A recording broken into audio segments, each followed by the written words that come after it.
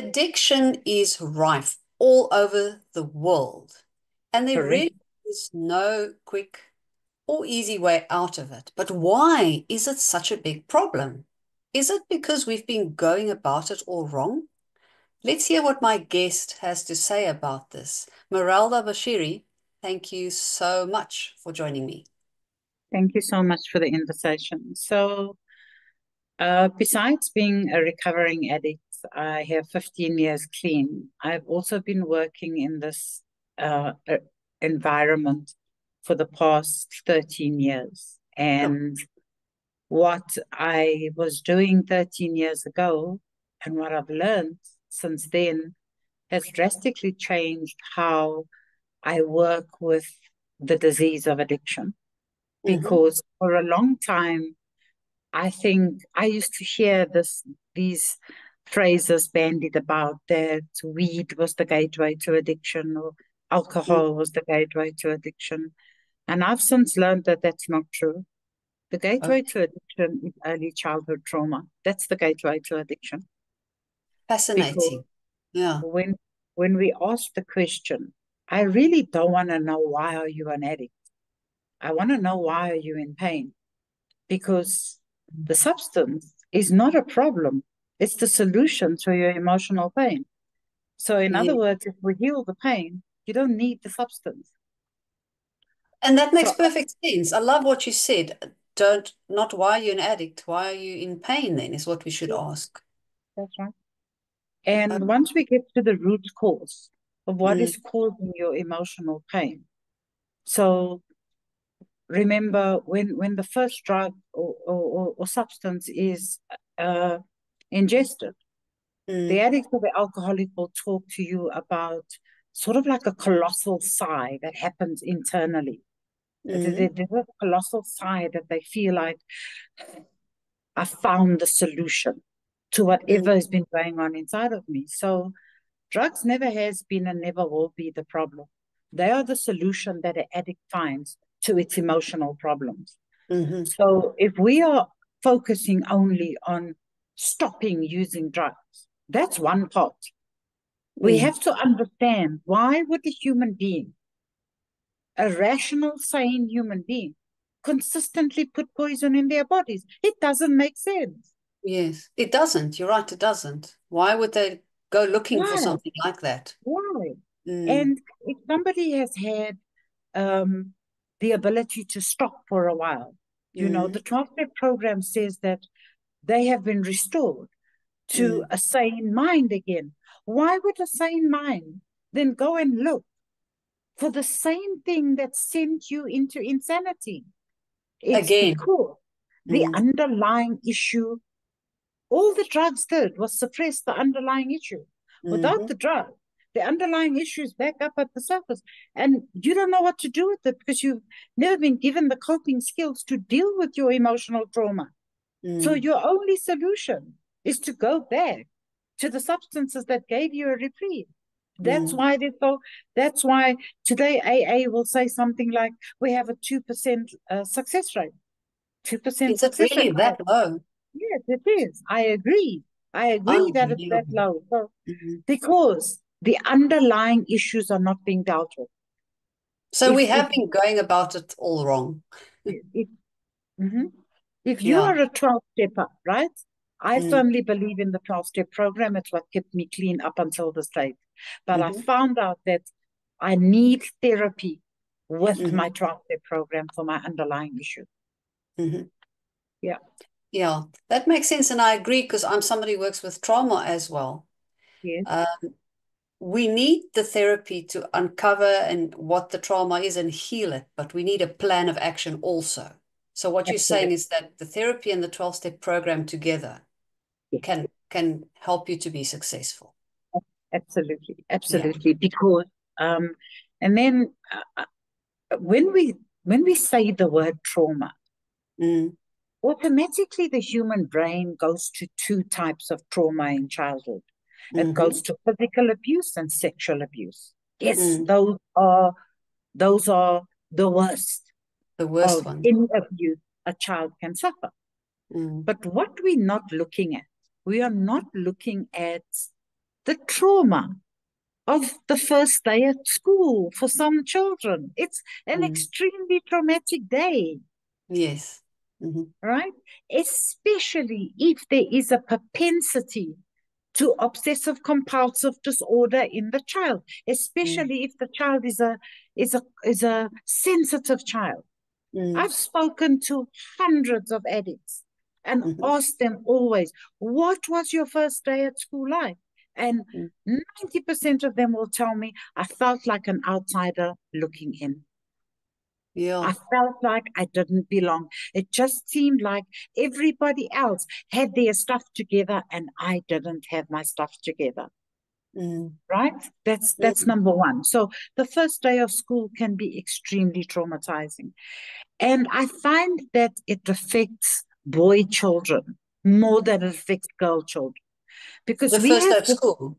yes, we have Yeah. this philosophy in South Africa towards boys. Mm. Tigers don't cry. You must be strong. You Mm. so the scales are tipped for the Mm. boys. So he could be feeling so insecure, so scared. But the narrative that he's heard from his primary caregivers is that he shouldn't cry. Boys don't cry. Mm. So what is Mm. he doing? At 6 years old, he's teaching himself how to suppress his feelings.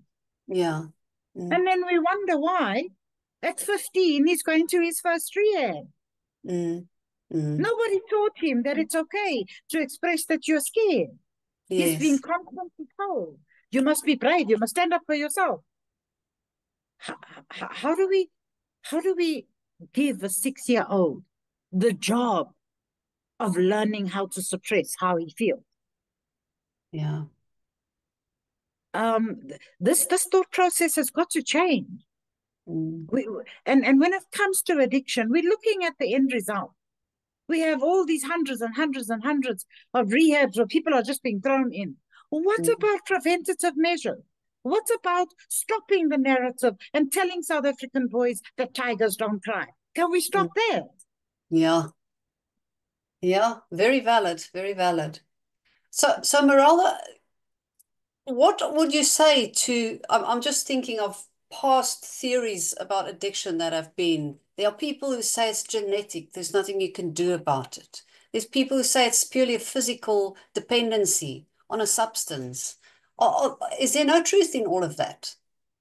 There are pockets of truth, but for me, what bodes the best for me is that environment creates the addict. Okay. The Yeah. environment creates the Mm. addict. There Mm. can be a predisposition to Mm. an addictive gene. So, for instance, in my family, um, I have 3 kids. Mm. Myself and my eldest son, we're recovering addicts. My other 2 children. So when I look at the upbringing that they had, they all experienced the same versions of me. They Mm. all, but each Mhm. one of them had different filters and how they Mm. processed the addictive Mm. version of me. My eldest son didn't have the filters that his siblings had. Mm. He didn't. So those are the things that we can start to look for the sensitive child. Look for Mm. the sensitive child and listen. Listen Yeah. to the child. You know, from I'm extremely, extremely passionate about this. I can see that and I absolutely love it. Please go ahead.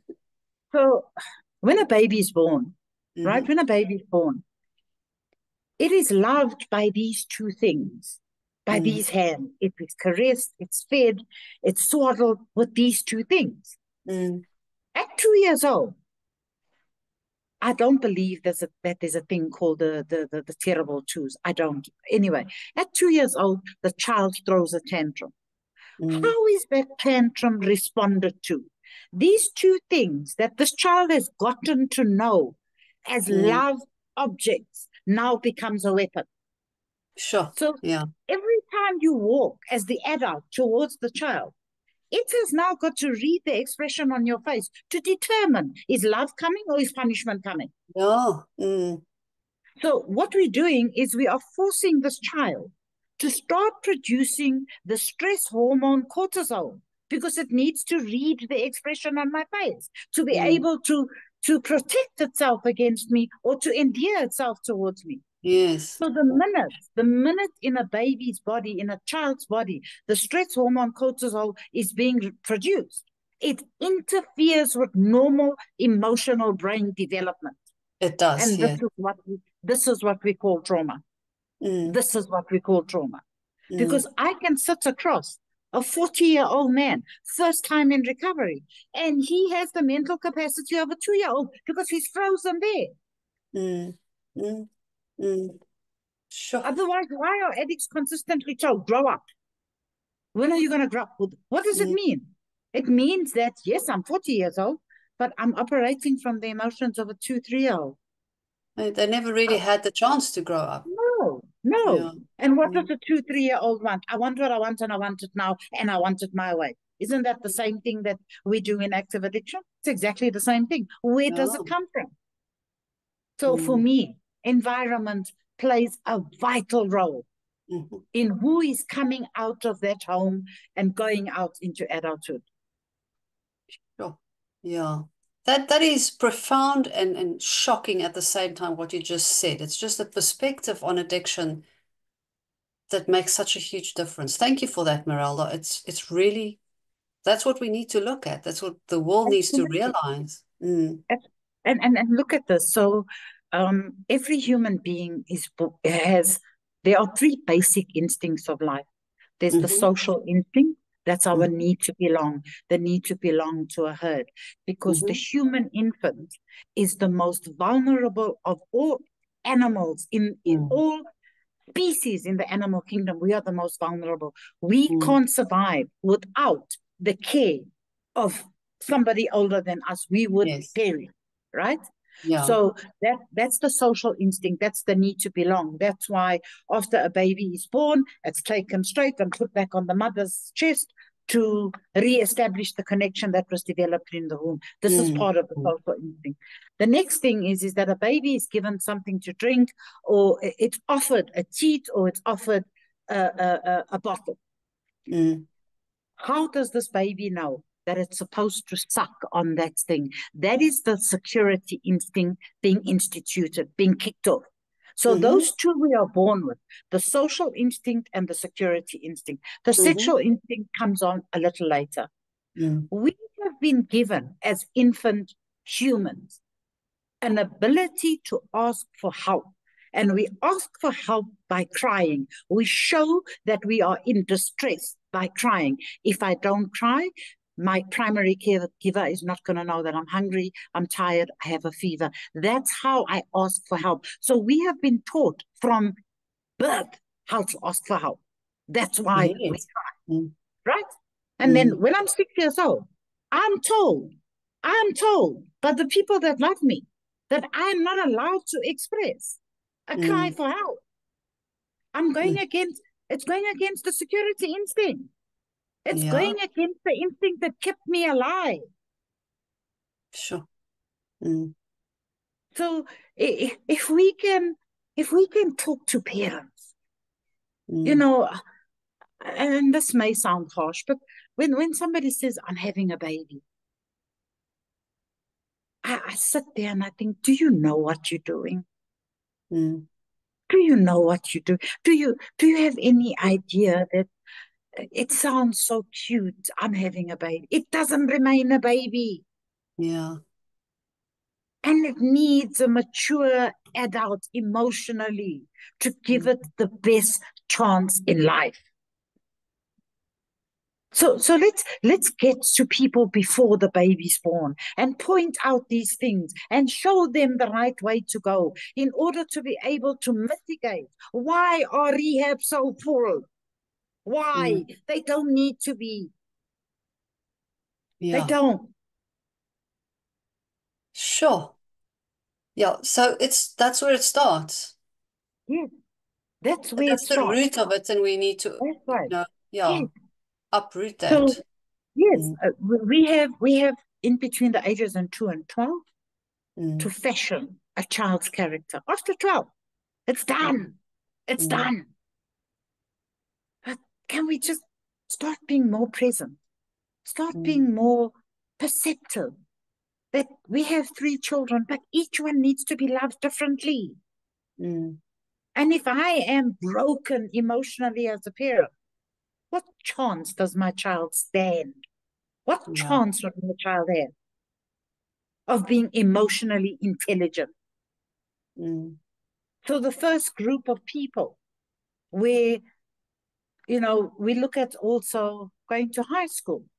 Normally, there's 3 groups in high school. There's the jocks, there's the nerds, and Mm-hmm. then there's the cool kids, Yeah. right? Where does the addict always find themselves? In the cool kids group. Why? Because the cool kids group requires so little from the addict. It requires so little from this teenager. It requires you to be able to come up with money so you can get us some weed or you can get us a bottle of alcohol. That's the only requirement. The jocks Mm. require you to be disciplined. The Yeah. nerds require you to be disciplined. You don't know how to be disciplined. So this group of people sets the bar here. Yeah. And I feel that this is the only bar that I can achieve. How sad is that? How sad is that? Mm. So Sure. for me, the problem lies with the environment in which the child is growing up. Mm. It, that this is where the nurturing starts. This is where the the unconditional love starts. Mm. This is where it starts. To teach a child to love itself enough that putting poison in their body is not an option. Yeah, I love what you just said. It's about putting poison in your body. And if your self-worth is healthy, you're Yes. not going to poison yourself. It won't even be a question. No, no. You Yeah. will most probably try it for experimental reasons. You're not Mm. going to like how it makes you feel, and it's not Mm. going to become part of your reality. So, Yeah. can we go back to basics? Can we go back to basics in that, one of my mentors, I've done a few of his courses, Dr. Gabor Mate, Mm-hmm. he wants to know why in the Amazon is there no child with ADHD? Why? Mm-hmm. Yeah. Why? Tell us. Simply, that's simply because when a child is born in a tribe, it's never separated from its mother. Mm. Never. She goes hunting, but the child is here Mm. all the time. And the child is brought up by the whole tribe. Yeah. So, can we understand how important the connection is between infant and primary caregiver? Mm. Can we just begin to understand that? Yeah. Can we begin to understand how abandonment and rejection is catapulted because after 3 months I have to go back to work? And I'm not saying people mustn't work. I'm Mm. just saying, can we take precautionary measures? Can we go the extra mile? So yes, I have to go back to work. I have to hand my child over to the creche at 3 months old. That's separation anxiety. Mm. Can we go the extra mile? Can we reassure our baby when we pick her up again or him up? I love you. I'm not going anywhere, even if they don't understand, but they can feel that Mm. they have reconnected with you. Mm. But here we have a mother racked with guilt and shame because she's had to go back to work early. Mm. She's picking up this child. She's harassed. She's stressed. What are we breathing? We're Yeah. teaching a child to self regulate its emotions. The Mm. other thing that we've been taught is that when a baby is dry, it's fed and it's winded and it's crying, it's naughty. My, Yes. Yeah. my, Can you believe my, it? my Mm. word.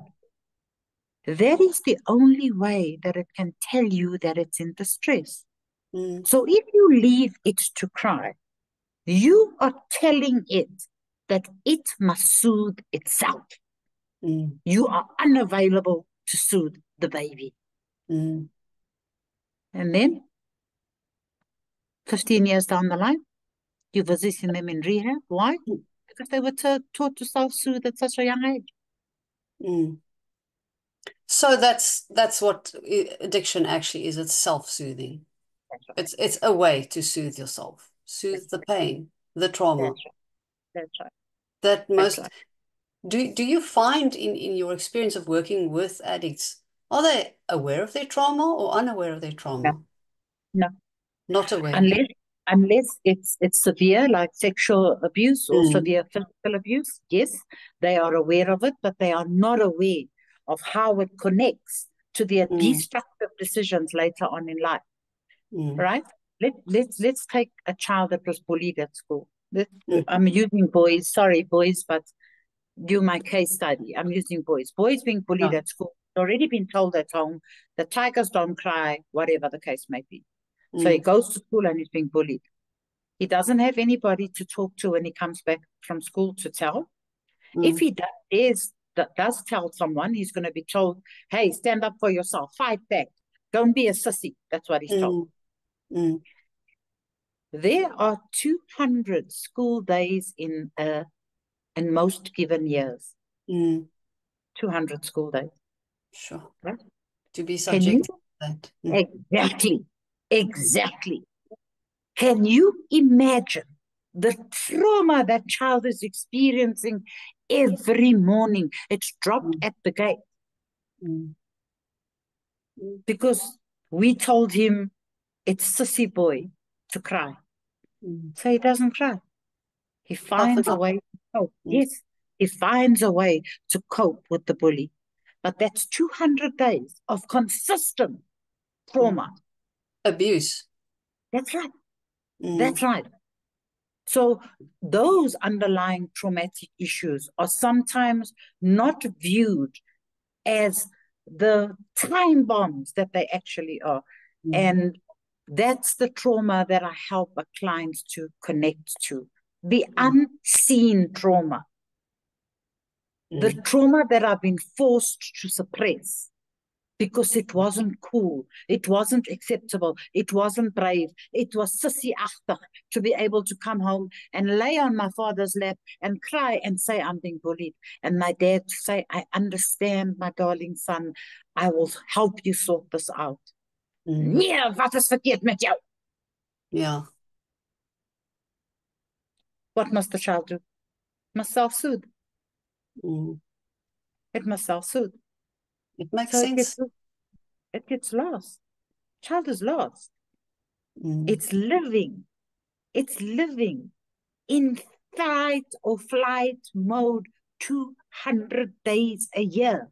mm. Have we lost our marbles? Yeah. No wonder they turn to Yes, some that's substance. right. Mm, Because for a while, they're able to use the willpower to suppress mm, their negative emotion. But willpower soon fails, and that's when the substance takes mm. over. That's when the Sure. substance takes over. Mm, And it's so easily accessible. It makes me feel good almost instantly. Separating a drug addict or separating anybody from the solution, we got to give them another solution. yes. And like you just explained, the solution is love and nurturing and caring and belonging and those those those instincts that we come into the world with, that connection, And that I feeling can of say safety with other from people. absolutely, I can Mm, say from a personal point of view, when I got clean, my kids were already grown. My youngest was 18 years old. hmm They were already grown. So the question will come, how do you repair that? mm, You know, mm, it's a daily journey of reparation, hmm a daily journey. I came home from rehab to children that didn't trust me, that hmm were petrified of me because I had all these anger issues.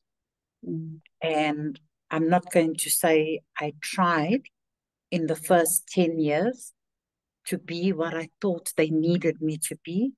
But the real work that I got stuck into is the mm, last 5 years of repairing my relationship with my children. They mm, trust me now. So it's never too late to do the mm, loving, to do the nurturing. It's never too late.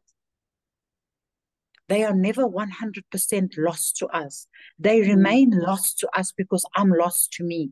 When I find me, then the mhm, me that I found can nurture my children, can restore relationships, can restore trust, and can restore their confidence in themselves that they can make good decisions for themselves. They learned from me how to make bad decisions. Now I want to lose my head when they make bad decisions. I taught them how to do that. mm, mm. And if they consistently see that I'm trying to the best of my ability to make this good decision, they will do the same. Merelda, can you tell us a little bit about that? The message that I'm getting is it's don't give up. It's never too late. You can Yes, always stop the yes, addiction and yes. repair relationships. Mhm. What does one need to do to repair relationship? I assume it's different for parents with children than it would be for among adults and things like that. Can you tell us a couple of things that Okay, are so vitally important? right. Um, Mm, the fact that I have a toxicity in my close relationships means that there's a toxicity inside of me. Whatever mm, my world looks like, it's my mm, consciousness pushed out. It's yes. myself that is pushed out. So Mhm, any any reparation of any relationship has got to start with self, mm, right? So the human being, we are divided into two facets of humanity. mhm, Facet number one is my ego, and mm, facet number two is my essence, mhm, right? So all my defense mechanisms, all my false belief systems, all the lies that I tell myself on a daily basis live in my ego. It mhm, doesn't live in my essence. mhm, So when I start helping someone to repair their relationship with themselves, the first question I ask them is, if you had to introduce yourself to a complete stranger, right? And I asked you to leave the story of your ego out of the introduction, who would mhm, be left? Who are we without the story that we've been telling ourselves most of our life? Who am I? Because mhm, at the core, if I leave the story and I connect with my essence, who I am deep inside of me, that's how I'm going to heal. Not as long as I'm listening to my essence. Because my ego tells me that I'm in competition with someone else. mhm, My ego tells me that I hate the world. The world's coming to an end. Well, it tells me all these things. And at the core of who I am, at my essence, there's only one thing that lives there, and that's pure love. mhm, So when I connect to my essence and I find pure love for me, I have no other choice but to give humanity pure love, no judgment. mhm, mhm, That's how the journey starts. mhm, Is we've got to sit down and re-tap into our essence. We were born with it. mhm, When our mother gave us a glass of juice, we never double checked that it was juice. We trusted her and mhm. we drank the juice. What Yeah. happened to us now? What's happened to us now? Mhm. My ego has convinced me that the world is out to get me. Yeah. Why? Why? And my ego has also convinced me that if I show you who I am, you're going to take advantage of me. No, you can't take advantage of myself. You can't take advantage of the self. You can only take advantage of my ego. Mhm, There are two ways. There are two ways. Another human being can harm another human being, and that is sexually and physically. mhm. Any other trauma, harm that I do is I do to me Why do you say because that? I define who I am. Mm, I'm I decide. Let's say, for instance, somebody decided that they're going to start a gossip about me, or say, she's this or she's that, or she's a horrible human being. mm, Isn't that just your opinion? When did it become my truth? yeah. Mhm, Because if I'm connected to my essence, your opinion can't touch my essence. Yeah. You can't. You can't touch my essence. Mm. When we say, I am ashamed of myself, how can you be ashamed of yourself, of your essence, of your truth? How? The ego version of me is disparaging. The ego version of me is hurtful and fearful. My essence knows no fear. And Mm. that's how we repair relationship. It's because, like when they say namaste, my soul recognizes Mhm. your soul. When my Mhm. essence recognizes your essence, there are no barriers between me and you. Yeah, There's that's none. true. It's just love. That's Mm. right. Because we're both coming from a truth point of view. We're not Mm. here in one upmanship. We're not here to prove that I'm cleverer than you, I'm richer than you. Doesn't matter. That's how a reparation of a relationship with self has to begin. Is I have to stop believing the false belief systems created by my life filters that tell me that if I'm not a size 10, there's something wrong with me. Or if I don't know, whatever it tells me. Because my essence doesn't need clothes. It doesn't That's very need well said. Yes. Yeah. it doesn't need a Prada bag or a BMW. Mm. What's it gonna do with it? Yeah. Yeah. Well said. Mm. So that's how I believe we repair relationships is a lot of times I sit with the client and in 2 sessions, I'll let you talk about your story. Hmm. I'll hear your story. Mm. You came to me because you're looking for solutions. The solution doesn't lie in the story. The solution lies inside of you. So can we start focusing on the inside of you instead of giving so much preeminence to your story? Mm. You've said it once, you've said it twice. What else is there to say? Let's Mm. start healing you so you don't need your story anymore. Yes. Because the question is, without your story, who are you? Yeah. What's And I left? think we lose ourselves so much that we don't know who we are without our Exactly. story. Mm. Exactly. Exactly. And then we start wondering why our relationships are unfulfilling. We have unfulfilling relationships because my relationship with myself is unfulfilling. Mm. I hope that answers the question. Yes, sure. You know, I love your passion about your work and you're direct about it. It's really straightforward and I want to say as simple as that. Mhm. Get down to basics, reconnect with your essence, and that's a beautiful way of putting it. Because what else is there? So it starts becoming simple. The solution seems to be simple. Is it Yes, that yes, simple for yes, people to yes, yes, do that? Do you get to a point then where you decide, I'm not going to put poison in my body? yes. We get to a point where we stop saying, I can't use, so I don't want to use. Yes. Mm.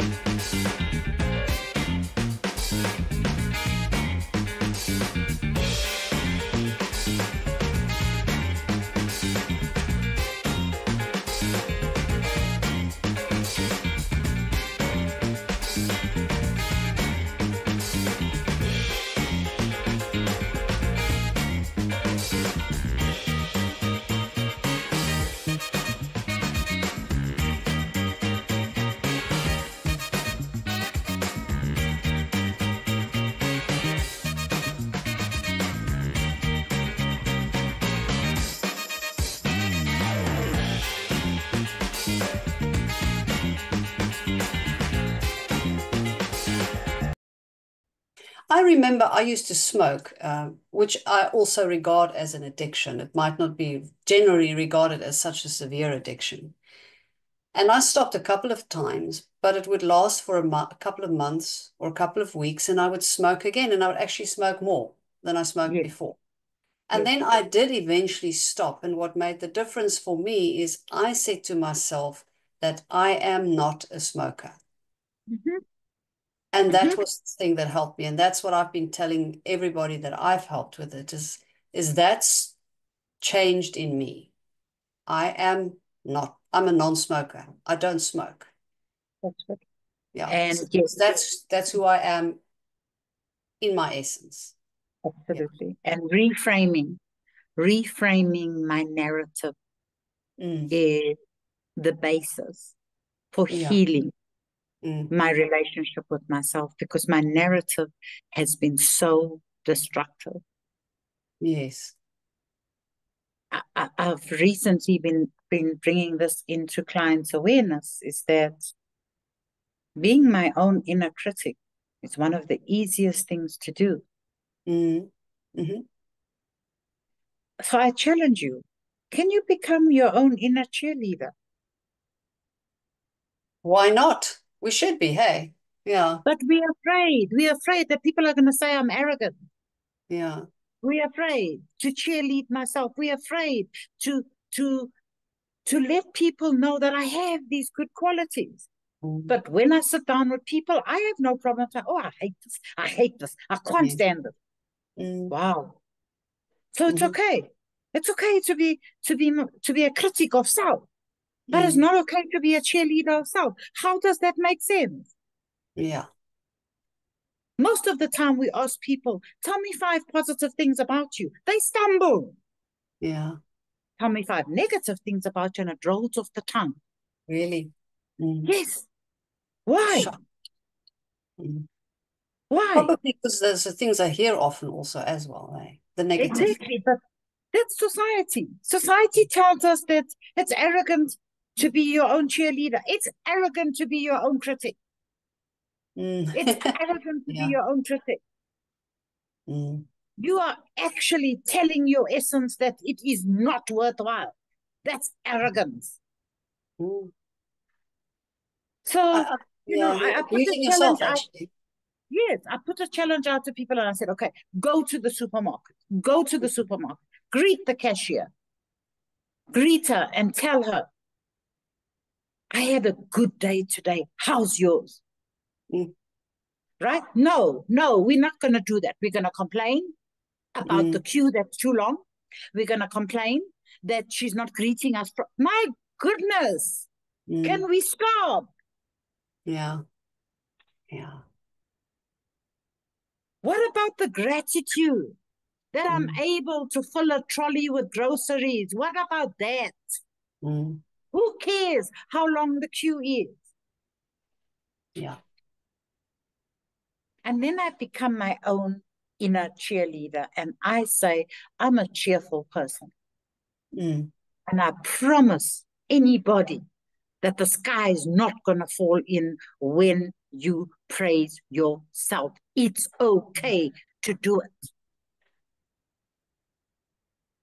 As a 2-year-old, a Mm. 2-year-old will tell you, I'm cute. Mm. Yeah. That's our natural, normal way to talk to ourselves. Yeah. She's not afraid. She will strut her stuff. She will Mm. give her opinion. What Yeah. happened? What happened? Sure. Mm. When we talk to our partners or people talk to our partners, they can give you a list of the things that I hate. Mm. So there needs to be a holistic approach Mm. to self actualization. There has to be a holistic approach. Mm. But it all starts with me reframing the narrative that I have about me with me.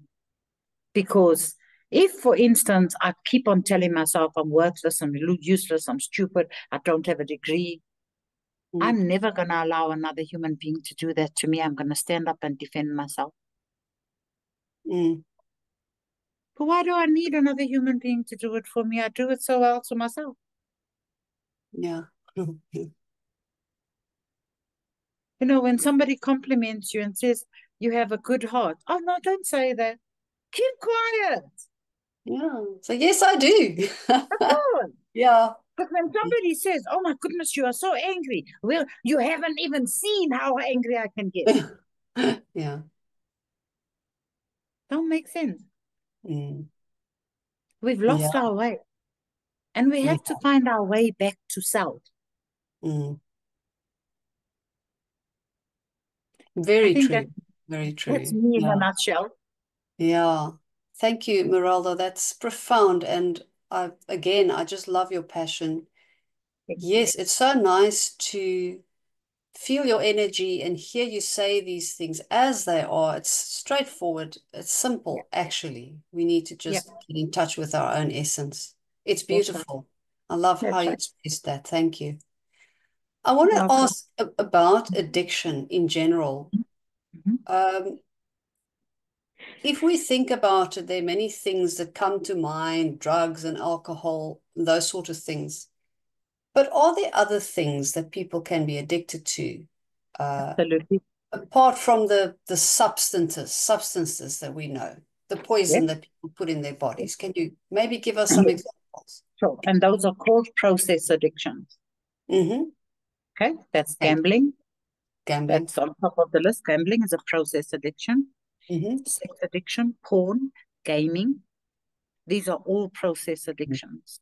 Okay. They affect the same neural pathways as a substance does. Mm-hmm. They give the same highs as substance do, and they continue to create destructive behavior despite the negative consequences. That's Yes. why it is coined. So the American Medical and Dental Association at the moment is only willing to put gambling on the DSM-5 as a process addiction. They're not Okay. ready to put the others, but I work with people that have severe sex addiction, severe Mm. porn addiction. Mm-hmm. When I did my recovery coaching course in 2014, my case study was a gentleman that was a love addict. Love addict. Yeah. He got a high from the chase. Mm-hmm. He got a high from the chase, from the courtship, let me call it that. Mm-hmm. But once he had caught his prey, he moved on to the next one. Yeah. Yeah. So they're not very easy addictions. Gambling is something that you can stop, but sex is part of human nature. Mm. Mm. So they're very food addiction. They're very difficult sometimes to work through because it's part of the human makeup. Mm. Some of these addictions are part of the human makeup. But look at our children today. Are they not addicted to social media? Yeah, they are mostly. Mm. You know, Mm. give them a book and they wouldn't know what to do with it. Yeah, you're right. Yeah. So we So have the substance addictions, process and process. addictions. Is there any That's right. other kind, or does that cover So it? those two cover it. Okay. Those two cover it. Process can be anything that doesn't that there is no substance involved. It's a process. It's something that Mm. you You have to do. do. Yeah. Mm. I had Mm. a I had a client that was her process addiction was fear of freedom. Mm-hmm. So she would stay in one room in the house. Mm-hmm.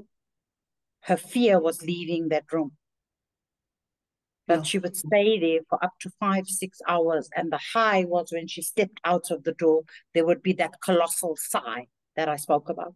Mm. Mm. Interesting. Mm-hmm. Sure. Yeah.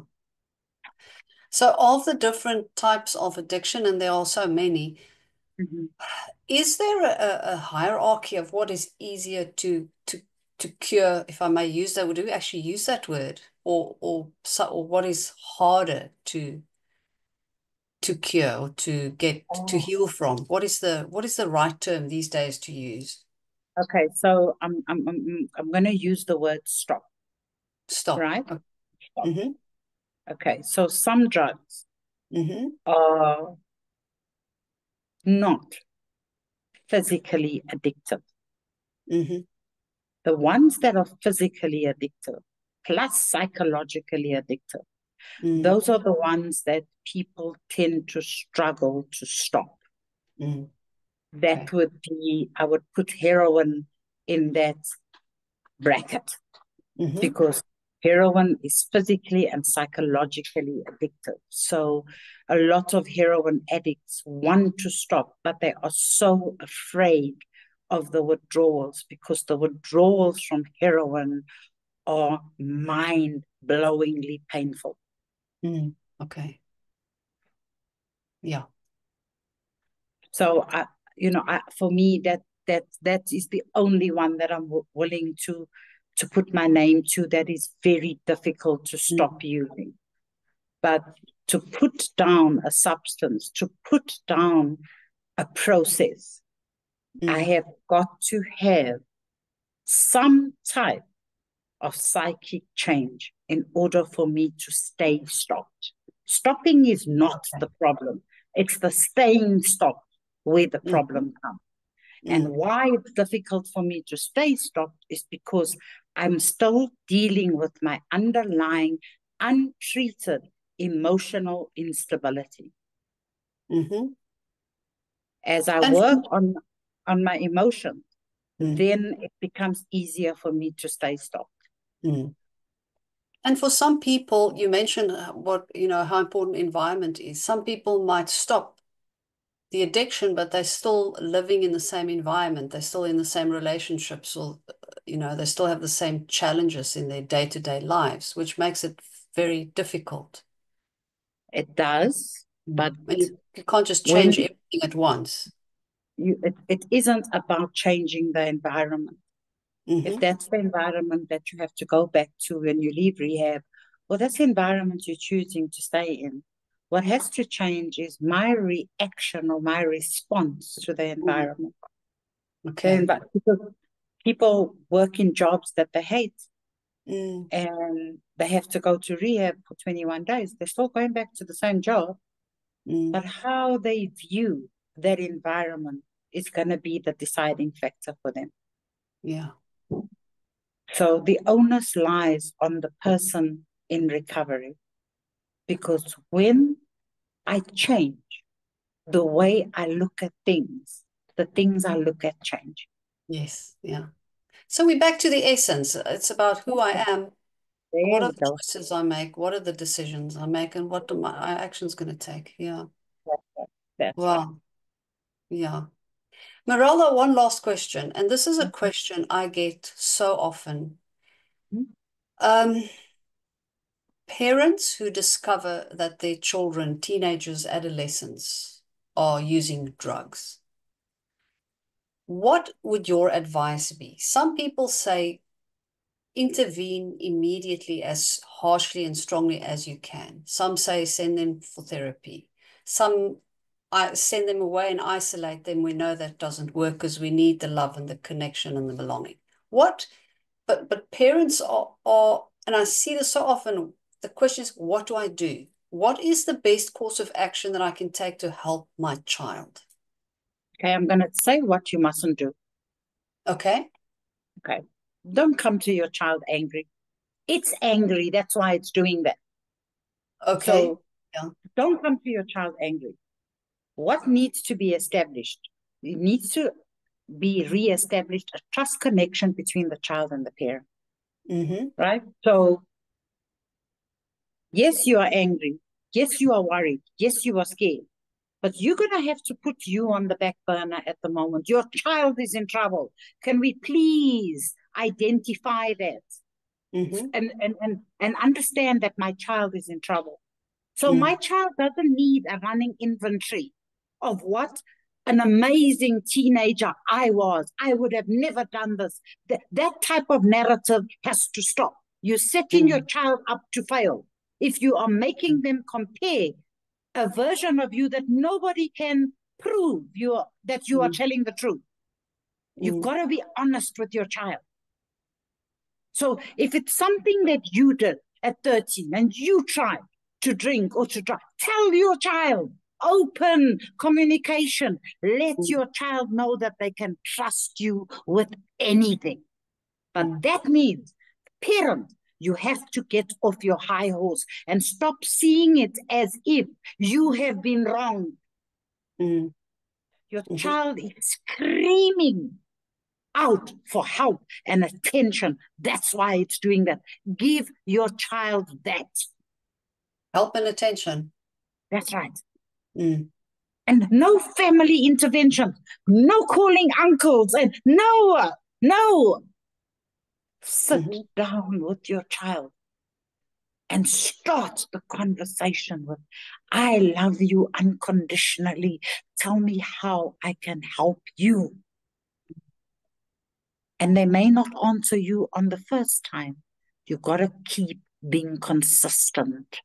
They have Mm. stopped trusting you for whatever reason. You need to build the trust back up with them that they are going to feel that they can tell you what is hurting them emotionally. But if you go in there on your high horse, your arrogance, your I'm the parent, you are causing them to shut down from you completely. Don't do it. Mm. Humble yourself before your child, because how blessed, how fortunate are you that you found out at this early stage? Can you just see it as that? Mm-hmm. Can you just, as a parent, see it that I am so fortunate that I found out now? Let Mm. me help my child find peace. That means this cannot be about you, parent. It Mm. cannot be about you.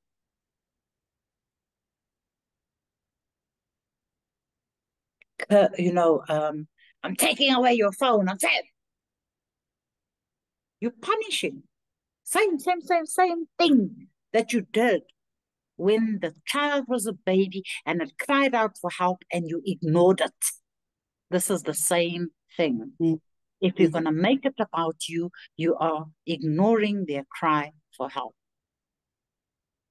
And yes, get them therapy. But Mm. you, parent, you go for therapy as well. Because Very important. Yeah. there's been a disconnect between Mm. you and your child. You go find out, where have you been part of the cause for where your child is at. It didn't get there on its own. Sorry, Mm. it didn't get there. I don't care. I really don't care. You can be living on the hill in the plusher subject of Joburg. You can have drivers and nannies. It doesn't matter. It doesn't matter. There's been a disconnect between you and your child. They stop trusting you. Why? Mm. And you, the parent, sorry, parents, for shouting at you.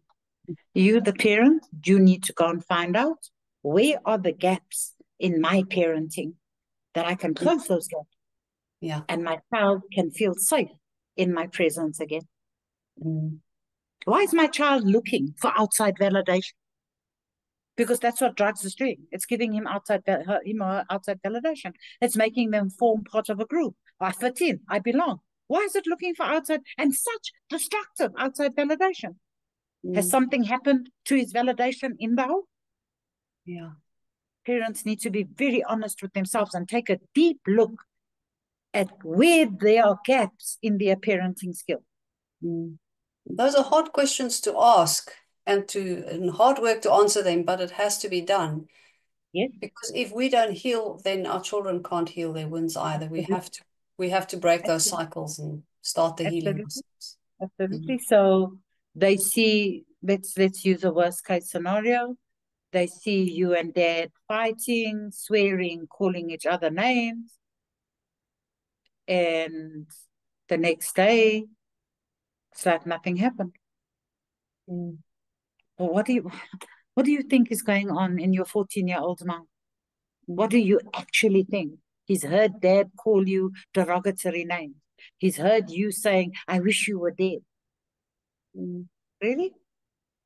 And then you want to jump on your high horse when you find out that your child is using drugs. Yeah.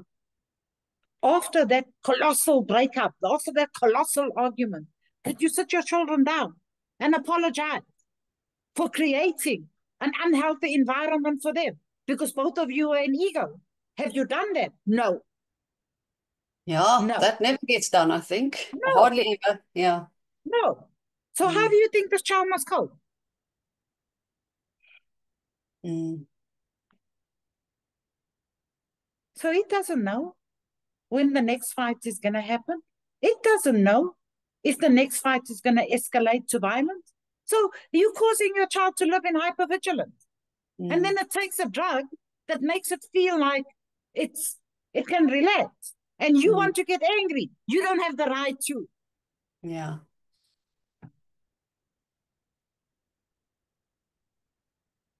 I'm just pausing for a moment because that is heavy. It's profound, and parents need to hear this. Parents need to Yes, hear this.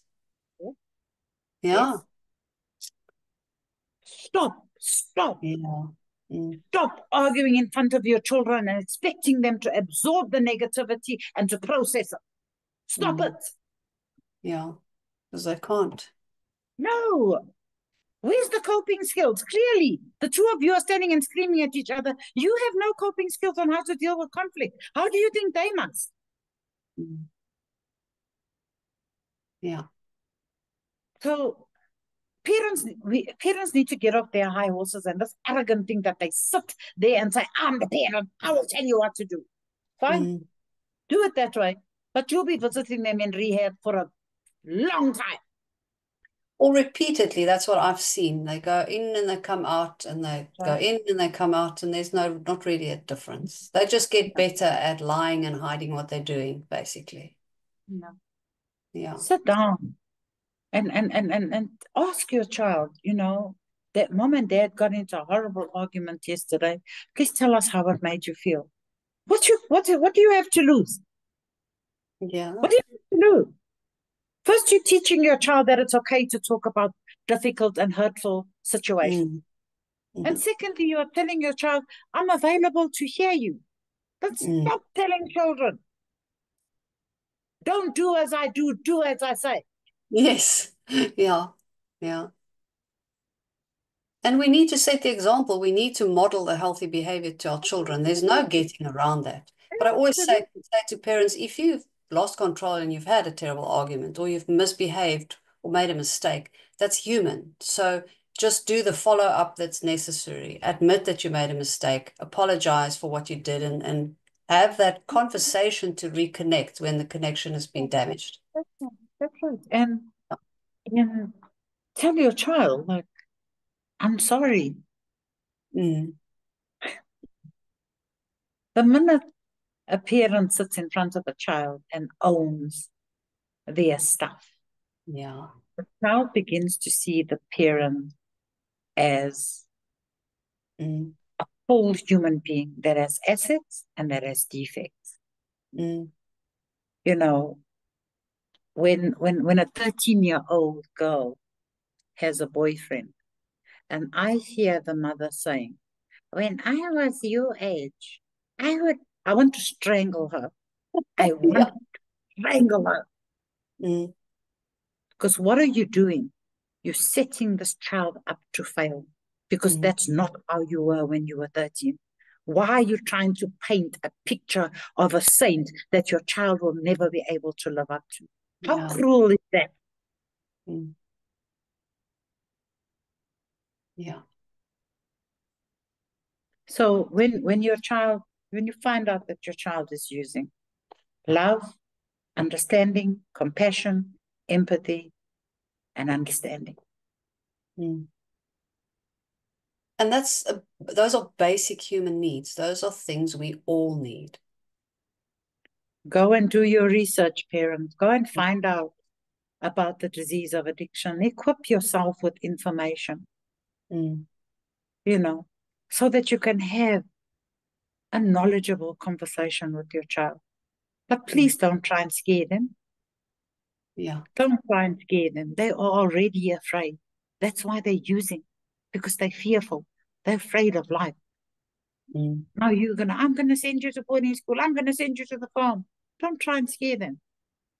They're scared already.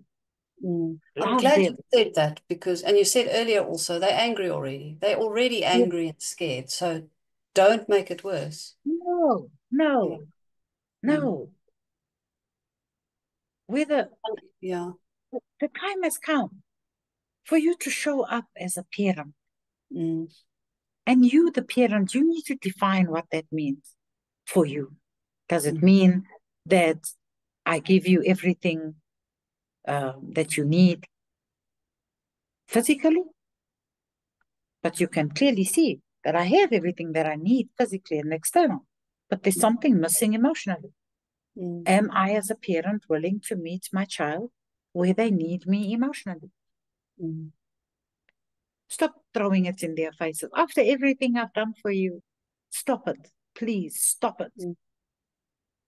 What does that mean, even? After everything I've done for you, you're guilting your child. You're making your child feel guilty for being on this planet. Mm. Yeah. My father would have beat the hell out of me. Mm. Well, what does that prove? What does it help now in any case? Doesn't Yeah. help any. Irrelevant. And then Mm. this is the, like, if it's the last thing I say about, please ask your child's permission before you start telling the whole family. Mm-hmm. Please, can you ask your child's permission? That's very important. Mm. Like, stop it. Yeah. Your job is to protect your child. That's your job. Do it.